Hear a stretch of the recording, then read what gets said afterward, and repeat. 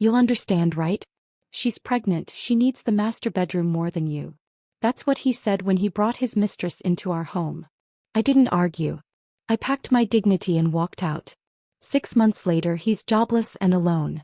And I'm building an empire with the man who always had my back. He chose betrayal. I chose rebirth. Now I'm the queen he can't even look in the eye. For 3 years Logan Carter had been the man everyone envied me for. Charming, dependable, endlessly considerate, he was the kind of boyfriend who remembered anniversaries without phone reminders, sent flowers to my office just because, and never raised his voice. Not once. We were supposed to start planning our wedding this year. That's why I didn't think twice when he left for a 2-month business trip. I missed him terribly, but I understood. He said it was a critical project, career-changing even. I sent him care packages, texted good mornings, called every night like clockwork. I waited. I counted days. Tonight he was finally coming back. I left work early, my heart light for the first time in weeks. I stopped by the market to pick up Logan's favorites. Smoked Gouda, tomatoes on the vine, wild mushrooms, garlic knots from the bakery he loved. My mom had mailed another crate of Fuji apples from her hometown just yesterday. She always did that in autumn, even though I told her the shipping cost wasn't worth it. But she didn't care. Logan likes them, she'd say with a smile. I told myself I'd make him apple tart later this week. A welcome home treat. As I stepped out of the cab and walked toward our building, I caught myself smiling for no reason. A flutter in my chest. Stupid, silly anticipation. I hadn't felt it this strongly in years. I pressed my fingerprint to the smart lock, waited for the soft chime and pushed the door open. I was 10 minutes earlier than usual. I wish I had been 10 minutes late. The first thing I noticed wasn't Logan. It was the woman, sitting casually on our couch like she belonged there, like she'd always been there. Her legs were tucked under her, a blanket over her lap, and in her hand, a half-peeled apple. My mother's apples. Logan stood across the room by the kitchen counter holding the paring knife. His hand froze mid-peel when he saw me. His smile was sheepish, like a boy caught sneaking cookies before dinner. "Elena," he said. "You're back." "But that's what you say when someone returns from the grocery store? Not, 'I missed you,' not 'come here'? Just 'you're back'?" The woman looked up. Doe-eyed. Her skin fair, almost translucent. Long lashes. A softness to her features that was likely enhanced, not natural. She looked familiar. Then it clicked. Sabrina Hayes. I'd seen her at company parties. Always quiet, always lurking around the corners.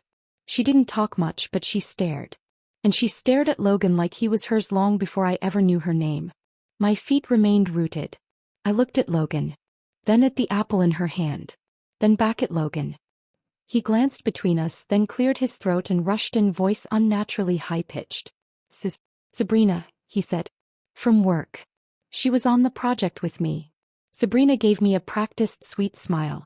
"Hi, sis." "Sis." I said nothing. She just finished quarantine," Logan added quickly. "But her apartment building was reclassified again.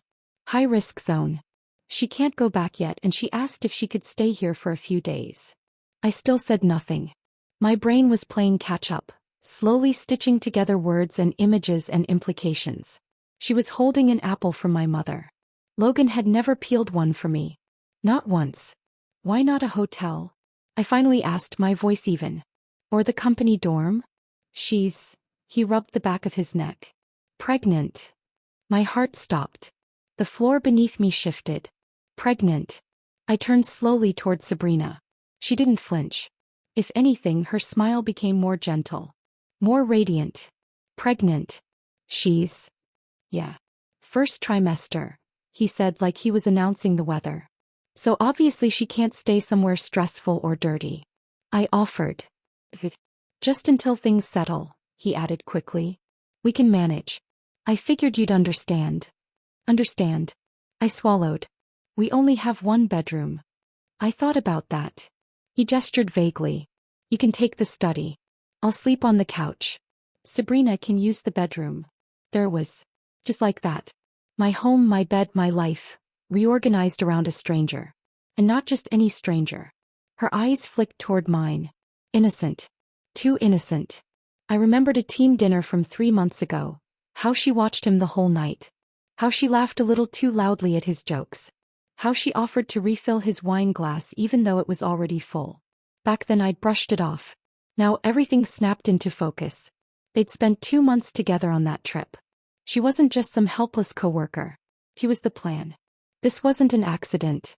She shifted on the couch, her hand resting on her stomach. Barely a curve there, but enough to make the message clear. I didn't ask if the baby was his. I didn't need to. It was written all over her smug little smile and Logan's pale face.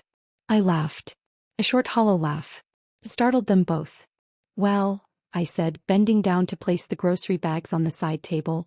I clearly came home at the wrong time. Elena, please, Logan said, walking toward me, arms out like he could still fix this. I stepped back.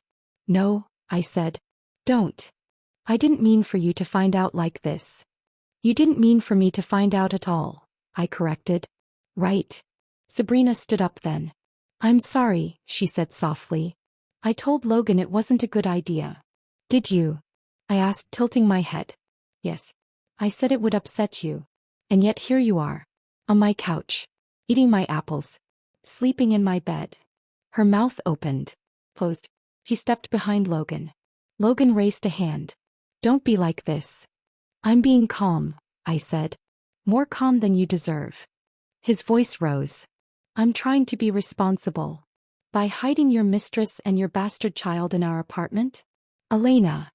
I'm sorry, I said, holding up my hands. Do you prefer colleague and surprise blessing? He went silent. Sabrina's face remained perfectly poised. A delicate frown. A single hand on her stomach. The image of sweet helplessness. But I saw the glint in her eye. That flicker of triumph. She had what she wanted now. She wasn't leaving.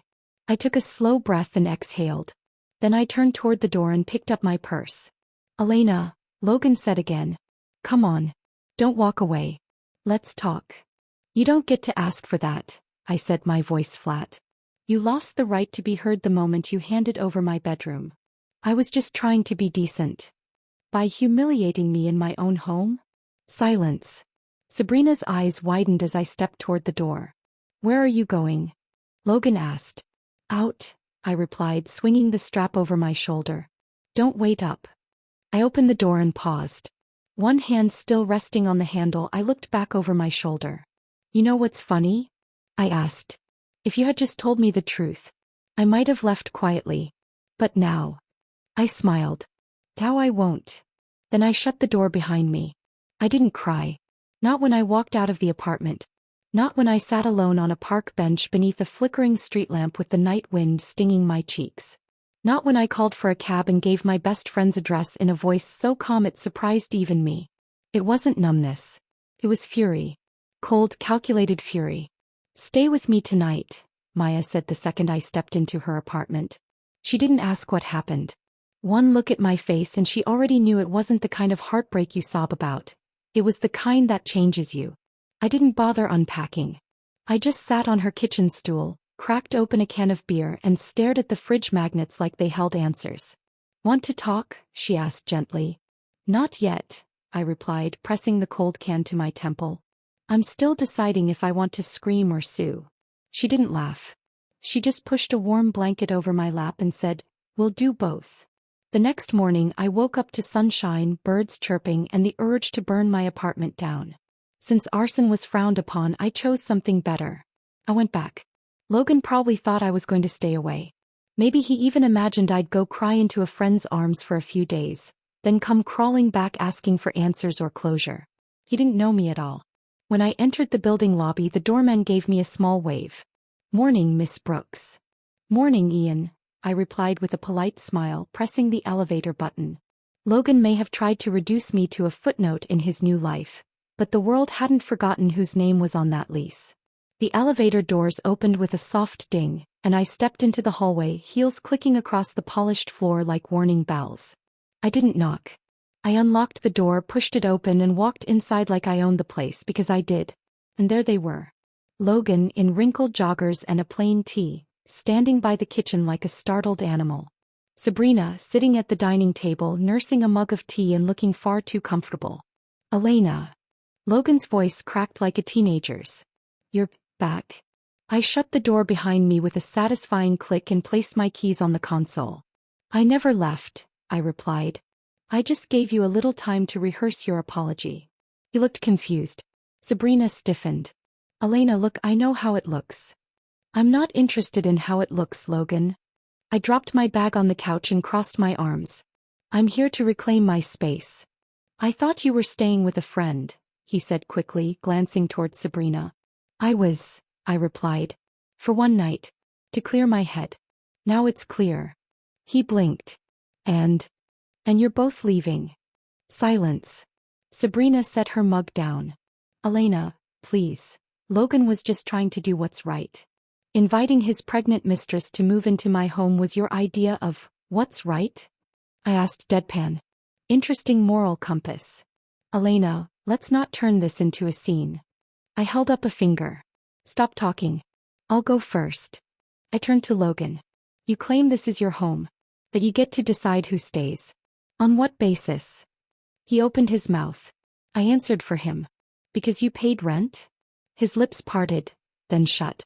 You didn't, I continued. The lease is in my name. Every piece of furniture in this apartment I bought. The couch you napped on, the mattress you defiled, the kitchenware you're still using. I paid for it all. Sabrina flushed. There's no need to be vulgar. You're right, I snapped, turning toward her. It's not vulgar. It's pathetic. Elena, Logan began. No, I said calmly. You don't get to speak over me in my own home. Not anymore. He looked stunned. He always liked the quiet, compliant version of me. The one who listened, compromised, forgave. But that version of Elena died the moment I saw him hand my mother's apples to another woman. I'm not going to stand here and argue with you both, I added. I'm just going to say this once. I walked to the center of the room, turned and stared them down. You have 1 hour to pack. Elena, be reasonable, Logan said, stepping forward. Sabrina's pregnant. Yes, I said coolly. And? He faltered. And? She needs stability. Then maybe you should have thought about that before playing house in someone else's. Elena, come on, don't do this. I smirked. Watch me. He turned to Sabrina, who now looked visibly shaken. Her hand was on her stomach again, that eternal prop for sympathy. You want me to kick out a pregnant woman? He asked incredulously. No, I said. I want you to leave with the pregnant woman. His expression twisted. Where is she supposed to go? You tell me, I replied. You two seem to be co-parents now. Figure it out. Hotels exist. Hotels too. Maybe a nice Airbnb. Or better yet, move into her place. She lives with her sister, Logan muttered. Sounds like a you problem. Elena, please don't make a scene. It's embarrassing. Oh, sweetie, I said with a sharp smile. You embarrassed yourself the moment you opened that door and let her in. Sabrina suddenly stood up. Fine. We'll go, she said, her voice tight with barely restrained anger. We don't need this drama. Logan, let's pack. Logan hesitated. At least give us till tonight. You have 1 hour, I repeated. After that, I call the police and report trespassing and fraud. I have the lease documents and payment records. Try me. Sabrina pulled Logan toward the bedroom. Just get our things, she muttered. While they packed, I sat on the couch, calm and queenly, scrolling through my phone and texting Maya updates. Me. They're packing. Maya. You're a legend. Burn that place with your words, girl. Me. Already did. He looks like he's aged 10 years in 10 minutes. Maya. Deserved. 30 minutes later, Logan walked out of the bedroom with a suitcase and a box of shoes. Elena, he began, trying a gentler tone. Are you sure you want to throw away everything over a mistake? A mistake, I echoed. That's what you're calling it? He sighed. I wasn't thinking. Things just happened. 2 months of business travel, 1 secret pregnancy, and a live-in mistress isn't something that just happens, Logan. Elena, you're overreacting. And you're underbrained, I shot back. Get out. Sabrina appeared behind him, suitcase in hand, lips pursed. Elena, for what it's worth, I didn't want to hurt you, she said. You didn't hurt me, I replied evenly. You freed me. She blinked. I turned to Logan one last time. I'll be in touch, I added. And don't worry, I'll send the receipts. Every dime you owe me will be documented. With interest. His jaw clenched. You can't be serious. Oh, I'm not just serious, I said, opening the door. I'm surgical. They left. I closed the door behind them without slamming it. Then I leaned against it and let out a long, slow exhale. The apartment felt like mine again. Hollow and quiet, but mine. And I was just getting started. I had officially evicted a cheating ex and his pregnant mistress from my apartment, but I wasn't celebrating. Not yet. Because even after reclaiming my home, I couldn't sit still in it. The air felt contaminated, like betrayal had soaked into the walls. No amount of disinfectant or new throw pillows could erase the mental image of Logan peeling my mother's apples for Sabrina on my couch. So I packed a duffel bag with just the essentials, laptop, heels, and revenge, and returned to Maya's place for a few more days. Why don't you just sage the whole apartment and move on? She asked, sipping her green tea in a bathrobe like she was hosting a talk show for the emotionally displaced. I need bleach. And fire, I muttered, staring at the ceiling. Or a man, she added. I turned slowly to glare at her. A man is what got me into this. Maya smirked. No, that boy got you into this. You need a man who doesn't panic when you're angry, who respects your shoes and fears your silence. I huffed, reaching for a croissant. Where am I going to find a unicorn like that? Maybe start with the devil you know. I choked. Absolutely not. The devil in this case was Dylan Hart, our company's chief financial officer. Tall, sharp-jawed, smart enough to be dangerous and charming enough to be annoying. We'd known each other since we were 7, and I'd hated him almost as long. He was the boy who pulled my braids, who tattled to teachers when I snuck candy into class, who once dipped my math notes in orange juice just because I told him I liked another boy. And now he was a literal walking success story. Ivy League grad. Finance prodigy. Office heartthrob. Every intern in the company had a folder of Dylan memes in Slack. I, on the other hand, had a folder labeled, Threats to Elimination. The only reason we hadn't killed each other yet was because he worked in corporate finance and I worked in capital strategy. Our paths crossed, but just barely. Until that morning. I walked into the office with under-eye circles deeper than the Mariana Trench. My blazer was on inside out and I was holding my phone upside down while trying to schedule a meeting. At my desk, I slumped into the chair and let my forehead rest against the keyboard. You look like a raccoon got hit by a truck, came the too familiar voice behind me. I didn't move. Good morning to you too, Dylan. He rounded my desk and leaned against the edge, coffee in hand, his sleeves rolled up like some Wall Street drama reject. Who hurt you this time? He asked, grinning. I glared. Don't you have rich people to disappoint? He raised a brow. I am the rich people. Well, go disappoint yourself then. He chuckled. Feisty. So it's true, Logan's out of the picture. My spine stiffened. He sipped his coffee casually. You know Maya talks when she's drunk, right? Of course she did. I'm not discussing my personal life with you, I muttered. I'm not asking, he said. I'm gloating. I turned toward him slowly. You've always been a terrible person.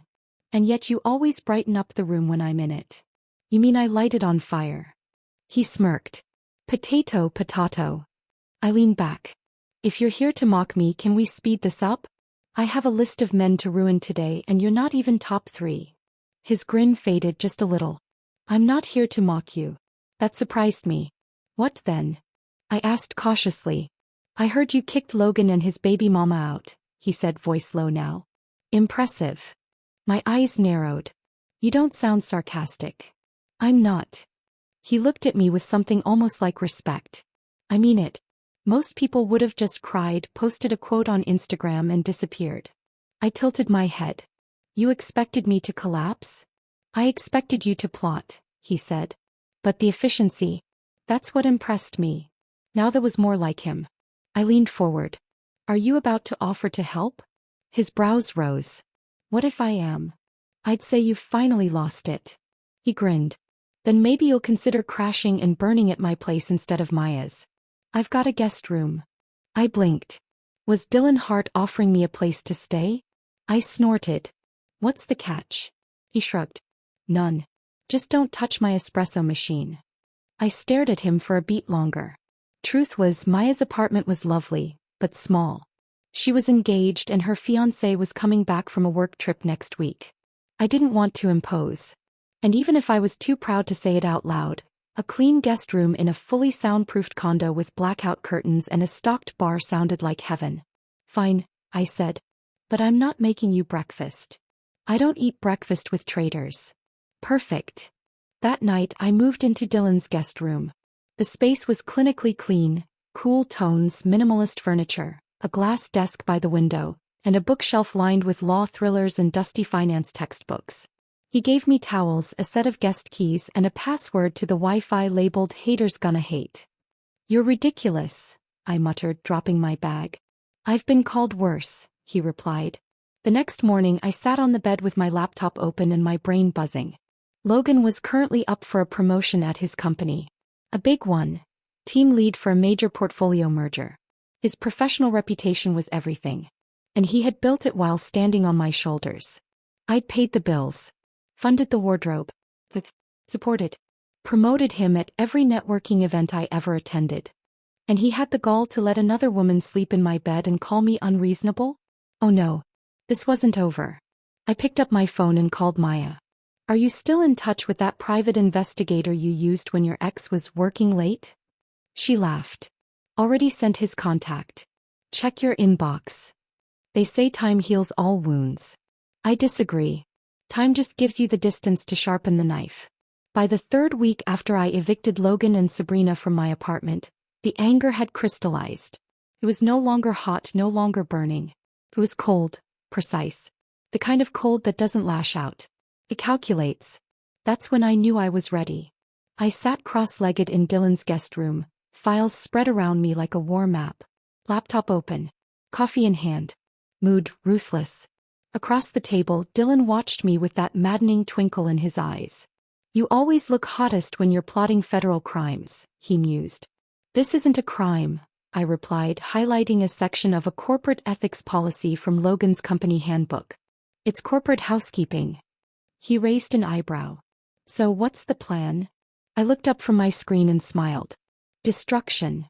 I knew Logan was being considered for a major promotion, team lead on the Silverwell acquisition portfolio, a project that would catapult him into the next salary bracket and, more importantly, cement his reputation at the firm. But what the firm didn't know was that while Logan had been managing spreadsheets, he'd also been managing an affair with a colleague, Sabrina. Sabrina Hayes, junior analyst under direct supervision, pregnant by a man she wasn't married to, who lived with someone else during their professional assignment. It wasn't just unethical. It was actionable. Especially in a corporate structure that prided itself on integrity and transparency. And I had receipts. I'd gathered screenshots of their travel schedules, overlapping hotel stays, and shared receipts. My bank statements showed thousands of dollars transferred to Logan for rent, bills, vacations, things he claimed he'd pay me back for once he was promoted. He used me like a personal investor. And I had been stupid enough to think love meant mutual trust. Now I was thinking like an executive. I drafted 3 separate documents. First, a formal anonymous complaint to Logan's HR department, detailing inappropriate conduct between a senior and junior colleague during a confidential off-site project. I kept it strictly professional.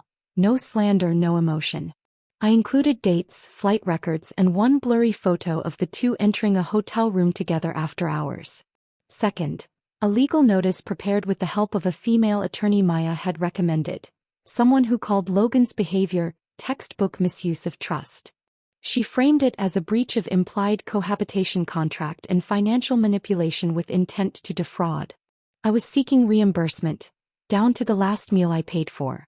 Third, a quiet tip-off to the promotion board, reminding them that an employee under investigation for misconduct, especially sexual misconduct involving a subordinate, should not be considered for advancement. The documents were neat, factual, emotionless. Which is exactly why they'd work. "You're scarily good at this," Dylan said from behind me as I reviewed the files one last time. "I'm in finance," I replied. "Numbers don't lie. Men do." He grinned. "And here I thought your talent was crying in bathtubs while eating ice cream." I shot him a look. "That was once. And you walked in without knocking. You left the door open. Because I thought you'd be decent." He shrugged. "Your mistake." I shook my head and turned back to my laptop. Remind me again why I'm staying here. Because your apartment is cursed and your best friend's fiancé is coming home. Right. I couldn't stay with Maya forever, especially with her partner returning. They needed their space and I needed mine. But first this. Dylan, I said softly. Do you think I'm doing the right thing? He looked at me. Not a smirk this time. Not teasing. I think you're doing what he made necessary, he said. And I think it's about damn time. I clicked send. Once. Twice. 3 times. It was done. I sat back, exhaled, and closed my laptop. And for the first time in weeks, I felt something that wasn't rage or grief. I felt in control. The fallout began 3 days later. Maya sent the first update. Maya. Logan didn't show up to the promotion debrief today. Me. They pulled him. Maya. He's not on the shortlist anymore. Not even in the top 10. Apparently, there's an internal ethics review. I didn't reply immediately. I just stared at my screen, letting the words sink in. That fast. That clean. No mess. No drama. Just accountability. Exactly how I wanted it. The next morning, I arrived at the office to find 2 of our associates whispering by the elevator. Did you hear about Logan Carter? Something about a junior colleague. He was mentoring her, right? Mentoring and more, apparently. I walked past them, silent, focused. By noon, I was buried in client reports and new audits, but somewhere in the background, the whispers continued. Sabrina hadn't shown up to work either. Dylan strolled past my desk mid-afternoon with a cup of matcha and a raised brow. You've been busy, he said. Working, I said. He set the matcha down. Not what I meant. I picked it up, took a slow sip and said, I haven't even started. That evening, I returned to my apartment. Alone. I hadn't been back in nearly a month. The key still fit, but the door felt heavier than I remembered. Everything was still there. My throw blanket, my bookshelf, the mug I loved that read, Power. But make it soft. But it didn't feel like mine yet. So I cleaned. Top to bottom. I lit new candles. Swapped out linens. Tossed the old sheets and pillowcases. I moved the couch 3 inches to the left. Not because it looked better, but because it felt different. Then I opened every window, turned on my favorite playlist, and cooked dinner just for myself. When I sat down at the kitchen island and took that first bite, I felt something warm settle into my bones. I had space again. I had quiet. And Logan Carter was unraveling. He hadn't called. Not yet. But I knew it was coming. Men like Logan always believe they're untouchable, until the world reminds them otherwise. Still, I wasn't doing this for revenge. I was doing this because I refused to let him fail upward, using my silence as his stepping stone. I wasn't loud. I was surgical. And the first incision had been made. The next day, as I walked into the office, my head held a little higher. I passed a group of interns staring at a Slack thread on their phones. They scattered when I entered the elevator. But I'd seen the name. Logan Carter. He was becoming a cautionary tale. One of the interns turned to me, cheeks flushed. Sorry, we weren't gossiping. It's just weird how these things come out all at once. I nodded politely. Yes, I said with a small smile. Weird how that happens. That night I didn't sleep at Dylan's. I stayed in my apartment. Alone. Peaceful. I poured a glass of wine and stood by the window. And as the city lights blinked back at me, I whispered to no one in particular. You messed with the wrong woman, Logan. It started with a crowd. That's how I knew something was off. I'd barely made it out of my Uber when I saw a group of people gathered near the entrance of our office building, murmuring and craning their necks. A few were holding phones. Recording. I pushed my way through with a sinking feeling curling in my gut, heels clicking sharply against the pavement. And there she was. Sabrina Hayes. Sitting in the center of the scene like a tragic painting. Someone had even given her a folding chair. She was wearing a cream maternity dress, one hand draped protectively over her stomach, her eyes red and puffy, makeup streaked. The picture of delicate, innocent heartbreak. My stomach twisted, but not from guilt. It was disgust. As soon as she saw me, she stood up shakily and took a few halting steps forward. Elena, she said, her voice soft, trembling, perfectly engineered to pull on heartstrings. Please. I said nothing. People were watching. Phones were recording. He sniffled. I know you're upset and I know I was wrong to come between you and Logan, but this isn't fair. A murmur passed through the crowd. I kept my expression unreadable. Sabrina took another step forward. Asking him to pay you back all that money. Elena, he doesn't have it. He's struggling. I raised an eyebrow. Struggling? He wore $600 loafers and had the audacity to take out a luxury gym membership using my card while living rent-free. She wasn't done. You two were in love. I know that.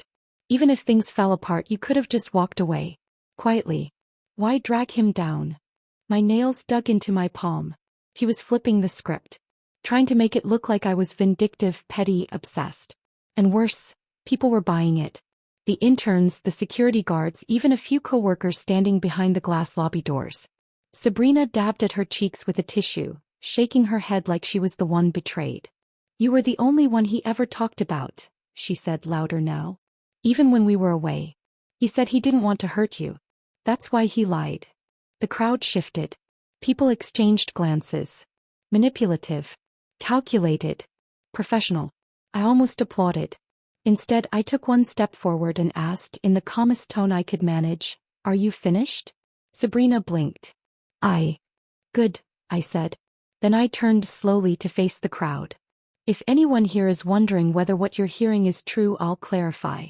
My voice was steady. I made sure each word landed. Yes, I demanded compensation. Because Logan lived in my apartment for 3 years rent-free, while telling me he'd marry me. I paid for every bill, every trip, and every suit he owns. He promised to pay me back once he got promoted. I scanned the faces in the crowd. But instead of getting promoted, he got her pregnant, while still in a relationship with me. And instead of apologizing, they both moved into my home while I was at work, and asked me to sleep in the study while she took our bedroom. A few gasps. Sabrina's expression shifted, her doe eyes now flat and panicked. I smiled politely. So yes, I filed a legal notice. I want my money back. Because I wasn't running a charity for charming men with weak moral spines. Sabrina's mouth opened, but I wasn't done. And if she truly didn't want to be involved in all this, she wouldn't be standing here now, staging a public pity parade like a soap opera character. She would have handled this privately. Like an adult. Someone clapped in the back. Just once. But loud. Then I heard it. A voice, deep and familiar, cutting through the tension like a hot blade. What's going on here? I turned. He was stepping through the crowd like he owned it. Sharp gray suit, sunglasses pushed onto his head, a to-go coffee in hand like it was all beneath him. Sabrina stiffened. Elena, he said, stopping beside me, why didn't you tell me your fan club expanded? The crowd snickered. I gave him a look. She's here to plead for Logan's soul. Ah. He nodded solemnly.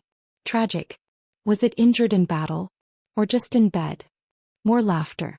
Sabrina's lips pressed into a thin line. You don't need to be cruel. Dylan took off his sunglasses and looked her dead in the eye. I'm not being cruel. I'm being factual. Your boyfriend betrayed the woman who supported him for years, lied, manipulated, and then tried to pretend he was the victim. And you? He paused, scanning her from head to toe. You waltzed into her life like it was a game of Monopoly. Collected the utilities, stayed for the free rent, and now you want sympathy because the bank asked for its money back. Dead silence. Sabrina looked like she wanted the sidewalk to swallow her whole. Dylan turned to the crowd. For those of you still confused, Logan Carter used a woman to fund his life and then tossed her aside for someone younger. This isn't a love triangle. This is a credit scam. I bit back a laugh. He was brutal. And perfect. Sabrina looked around, realizing the tide had turned. The crowd's sympathy was gone. The interns avoided eye contact. The security guard who had previously looked concerned now looked mildly annoyed. Sabrina's eyes filled with tears again. Elena, she whispered. I didn't want this. I finally let the last nail sink in. If you didn't want this, I said quietly, you would have knocked on my door. Not the front steps of my office. She stared at me, then at Dylan, then at the crowd, most of whom had already started drifting back inside. And then slowly she turned and walked away. Not even dramatic. Just defeated. Dylan leaned closer and whispered, "Remind me to order pizza tonight. This deserves a celebration." I exhaled, still buzzing with adrenaline. You didn't have to step in. He shrugged. I wanted to. I gave him a look. Why? He met my eyes, tone softer now. Because no one messes with you while I'm around. We stepped into the building together. The air was different, clearer. At my desk, I sat down and pulled out my laptop, trying to pretend like everything was normal. It wasn't. Nothing was. Because the whispers had stopped. The eyes that once judged me had seen the truth. And for the first time in a long time, I wasn't just surviving betrayal. I was rewriting the entire narrative. Later that day, Logan called. I didn't pick up. He called again. And again. Then came the text. Logan, did you really send your new boyfriend to humiliate Sabrina? I stared at the message for a full minute, then typed exactly 2 words. Me. You started it. Then I blocked him. That night, Dylan came home with wine, takeout, and a smug grin. To the queen of grace under pressure, he toasted. To the man with the meanest mouth I've ever seen, I returned. We clinked glasses. And I realized. I was no longer angry. I was just done. With Logan. With pity. With silence. By the next morning, the dust from Sabrina's public scene had settled. At least at work. No more whispers. No more sidelong glances. No more quiet judgment disguised as curiosity. People finally saw me not as the dramatic ex, but as the woman who survived a con artist in Gucci loafers, and made him pay. But Logan wasn't done. Because men like Logan never believe they've lost until the door is locked, bolted, and bricked shut behind them. It started with flowers. A ridiculous bouquet of white roses arrived at the reception desk mid-morning. No card. No note. Just my name scribbled across the delivery tag in handwriting I knew too well. I walked over, stared at it for 2 full seconds and calmly told the receptionist to donate it to the nearest hospital. The delivery guy looked confused. I didn't care. 2 hours later, my phone buzzed with a message from an unknown number. Unknown. You looked beautiful today. Wish I could have said hi. My spine stiffened. I looked around, scanning the office windows. But everything looked normal. Then another text. Unknown. Don't be scared. I'm not here to hurt you. I just want to talk. I swallowed hard. Then blocked the number. It wasn't the message that frightened me. It was the fact that someone had been watching me. And I already knew who. When I got back to Dylan's apartment that evening, I didn't even take off my heels. I dropped my bag by the door and leaned against the wall, suddenly exhausted. Dylan was seated on the couch, laptop open, a pen between his fingers.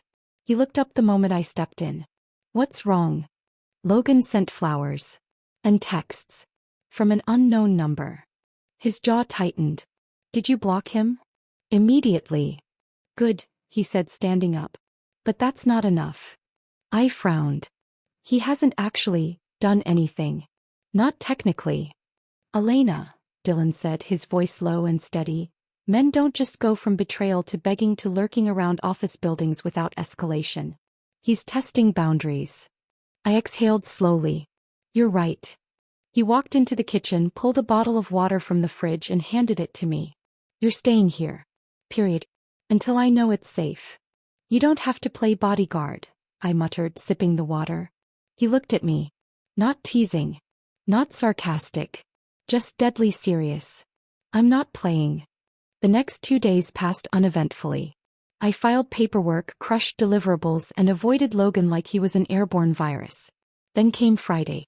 I was walking out of the building at 6:15 p.m. sharp, half scrolling through emails, when I noticed a car idling across the street.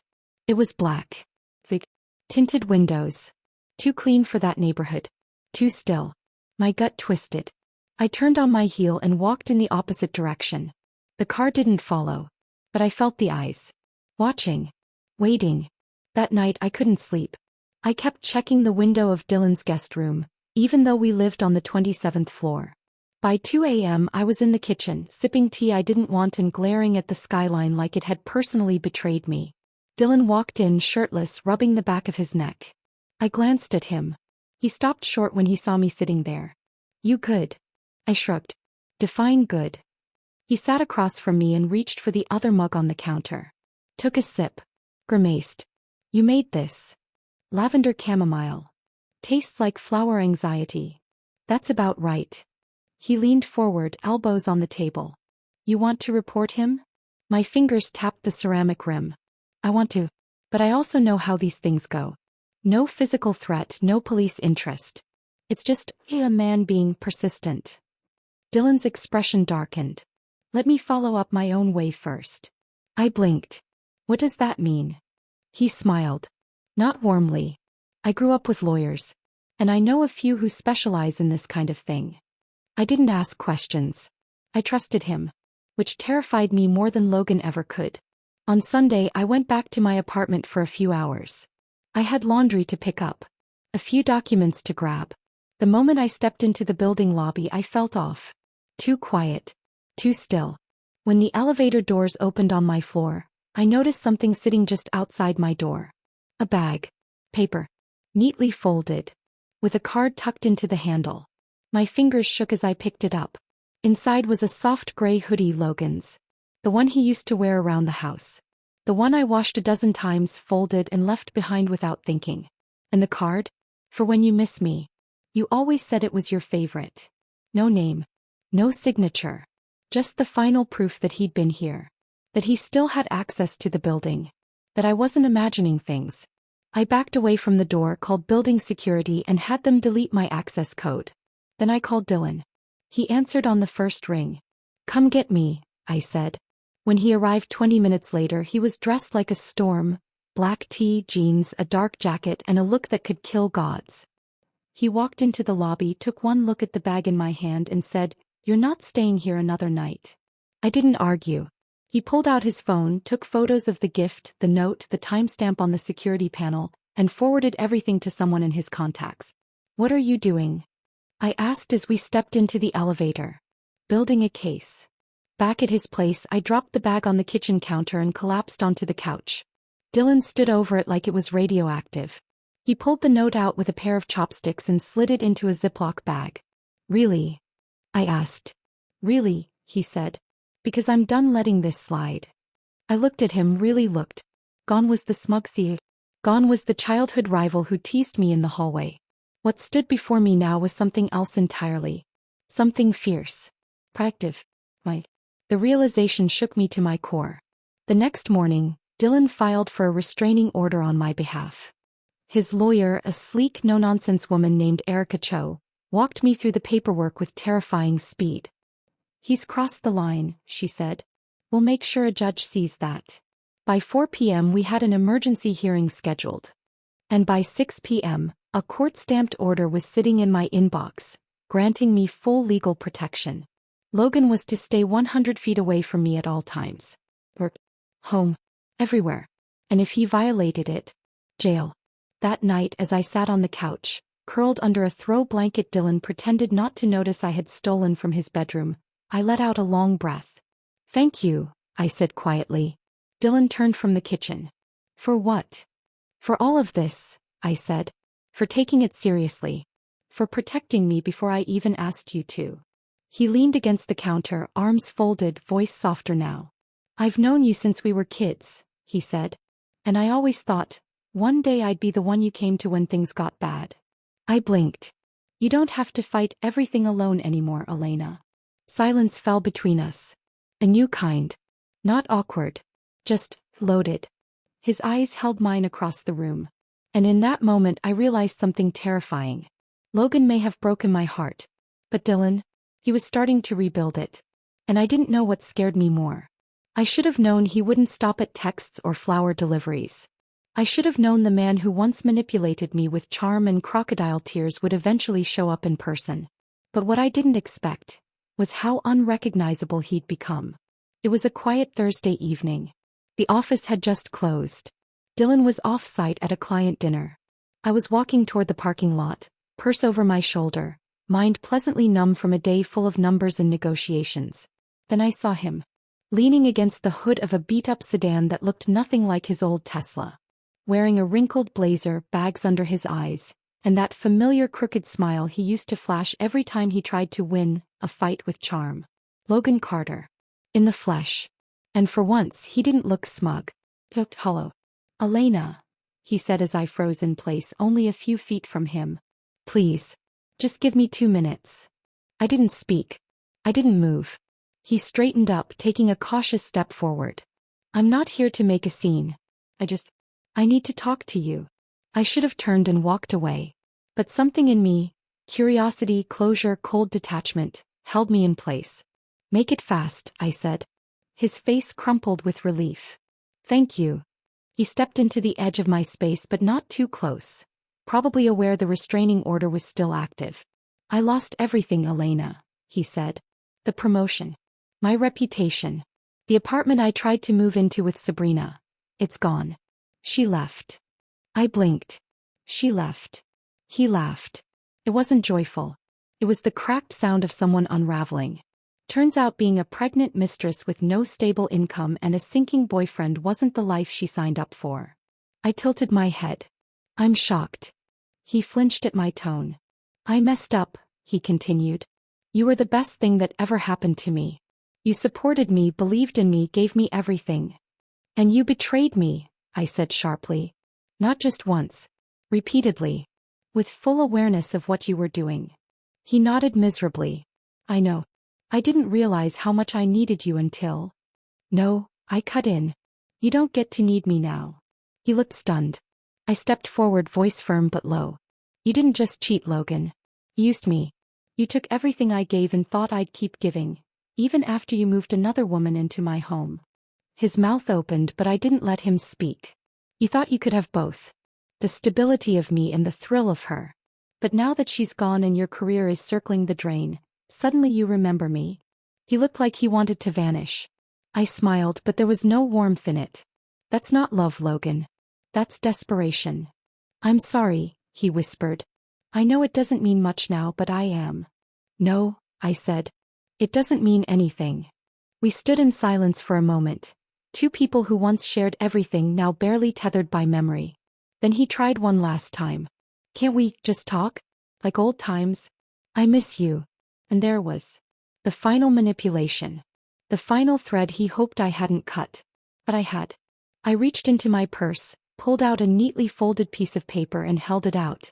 He hesitated before taking it. His eyes scanned the words and he paled. Restraining order. Extended for another 6 months. I already filed to renew it, I said.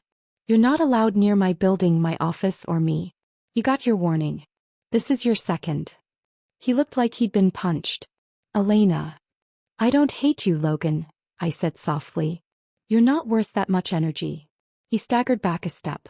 I don't love you either, I added. And that's the part you can't accept. His shoulders slumped. I don't know how to fix it. You can't, I said. Some things you break forever. I turned and walked away, heels echoing sharply against the pavement, heart thudding, not from fear. From freedom. By the time I reached my car I felt lighter. It was over. Truly over. No part of me wanted him back. No part of me wondered what if. No part of me still saw him as the man I once loved. He was just a lesson now. And one I'd never forget. When I got back to Dylan's apartment he was already home, sleeves rolled up, prepping dinner like some annoyingly hot domestic god. Hey, he said. You're home early. I dropped my purse and collapsed onto a bar stool. Guess who showed up in the parking lot? His head whipped toward me. What? Relax. He stayed behind the line. Dylan's jaw clenched. What did he want? To beg. Apologize. Be pathetic. Dylan crossed the room, eyes searching mine. Are you okay? I nodded. More than okay. I shut him down. Finally. Wiggly. Emotionally. Everything. He studied me then smiled. Not a big one. Just a small, proud, knowing smile. You're dangerous when you're calm, he said. Always have been, I replied. He reached out and gently touched my cheek. I froze. It wasn't a grand gesture. It wasn't romantic. It was grounding. Warm. You're safe now, he said quietly. And you're not alone. That night I couldn't sleep. Not because I was scared. But because for the first time in months I was hopeful. I lay in the guest bed, staring at the ceiling, thinking about everything I had lost. Then everything I had gained. Independence. Clarity. Strength. And Dylan. He wasn't just a coworker anymore. He wasn't just a childhood rival. He was something else. Something steady. Something true. And maybe, just maybe, something more. 6 months later, I was no longer the woman who'd been cheated on. I was the woman who built her empire back from scratch. And I was doing it in heels with perfect lipstick and an iron spine no man could shake. The first time I stood on the stage at the Women in Innovation Summit, I felt my knees tremble. Not from nerves but disbelief. Elena Pierce, CFO of a rising consulting firm. Founder of EP Solutions, my own side consultancy. Guest speaker on resilience, strategy, and surviving corporate betrayal. My name flashed across the massive screen behind me, followed by a reel of headlines and features. From betrayal to boardroom, Elena Pierce's quiet rise. Woman behind the restraining order now advising Fortune 500 startups. Proof you can rebuild without revenge, just results. My inbox overflowed daily now. Requests for interviews. Brand partnerships. Even an offer to turn my story into a book. I said no to all of them. Because I didn't need a publisher to validate what I already knew. I was the story. At the afterparty, I mingled with women in tailored suits and bold heels, most of whom leaned in after one drink and whispered, "I've been there." Some had been cheated on. Others had been professionally undermined. A few had been both. Each one had clawed her way back. I felt like I belonged among them. But I also felt like I was waiting for someone. And when I saw Dylan walk in, that stupid confident smirk on his face, I knew I was. He made a beeline through the crowd, no hesitation. "Nice speech," he said, handing me a glass of sparkling water. "Very anti-Logan, subtly savage. Proud of you." I raised my glass. I did it for all the broken women who paid rent for their boyfriends' gaming chairs. He laughed. "You should trademark that." I tilted my head. "You know, for someone who used to make my middle school life hell, you're surprisingly supportive." He leaned in closer, eyes sparkling. "I've always been supportive. Just, creatively." I smiled. Because the truth was, Dylan Hart had been the one person who never made me beg for space, dignity, or respect. He just gave it. Over and over. Until I was ready to give something back. 2 weeks later I launched my own firm. Small, sleek mine. EP Solutions took on 3 clients in its first month, and Dylan handled the legal contracts personally, even though it wasn't technically part of his job. "I like watching you win," he said when I asked him why. One night we were working late. Me editing pitch decks, him reviewing a client audit. The office was quiet, the kind of quiet where even breathing felt loud. I looked up and said, "Do you ever think about how this all started?" He blinked. "Which part?" "The betrayal. The breakdown. The rebuild." He leaned back in his chair, hands behind his head. "Sometimes. Mostly I think about the fact that you're not her anymore." I narrowed my eyes. "Her who?" "The woman who would have forgiven Logan." I snorted. She was soft. She believed people change just because they say sorry. "She wasn't soft," he said, voice low. "She was loyal. But now she's smart and loyal. Dangerous combo." We sat in silence. The air shifted. Then I stood, walked over, and kissed him. It wasn't cinematic. There was no swelling music or fireworks. Just his lips, warm, sure, familiar. His hands, hesitant at first, then certain. His breath, catching when I deepened it just enough to say I'm ready. And when we finally pulled apart, he looked stunned. "I've waited a long time for that," he said. "You're late," I teased. He grinned. "Or maybe right on time." We didn't rush into labels or proclamations. We just lived. There were Tuesday night Thai takeouts and Saturday museum trips. There were fights over what counted as folded laundry, and debates over whether I could own more shoes than books. I won. There were slow mornings where I wore his hoodie and made lavender tea that still tasted like anxiety. But there was love now. Quiet. Unforced. Months later, Logan tried to reach out again. An email masked behind a different domain. Dylan flagged it before I even saw it. He didn't yell. He didn't gloat. He just walked into our home office and said, "Blocked. Deleted. Reported." I looked up. That was fast. His smile was sharp. So was my temper. I wrapped my arms around him from behind. "Thank you for keeping me safe." "Always," he said. "But don't forget you keep yourself safe too. I'm just the backup plan." "You're more than that," I whispered. And he was. He always had been. One rainy afternoon I walked past a boutique and saw a dress in the window. A soft gray satin, almost the same shade as the hoodie Logan once left by my door. But this one shimmered with strength, not memory. I went in and bought it. Because that's who I was now. Not the woman crying in silk sheets over a man who lied. But the woman who knew her worth. Who built a life. Who kissed the man who waited quietly for her to rise. At our anniversary dinner, Dylan held my hand and said, "You know, I always thought you'd choose someone flashy. Loud. Over the top." I sipped my wine. I used to think I had to. I thought love had to be dramatic. And now. I looked at him. I know real love is quiet. Steady. It shows up, protects you, never asks you to shrink. He leaned across the table. "You're the queen now. Don't forget that." I smiled. "I won't. But it helps that my king doesn't need a crown to stand beside me." The end.